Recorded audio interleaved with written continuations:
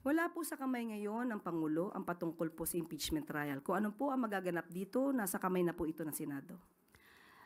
Ang follow-up ko lang po dun sa transparency and accountability, kung confidential and intel funds po yung dahilan nung pag-impeach kay VP Sara, hindi po kaya maapektuhan din ng Pangulo dahil isa po siya doon sa top spender ng Confi and Intel funds para po hilingin din na idetalye niya yung kanyang pinaggagamitan or paggagamitan po ng Confi and Intel funds. Hindi po nakatanggap ang Office of the President ng AOM or Notice of Disallowance.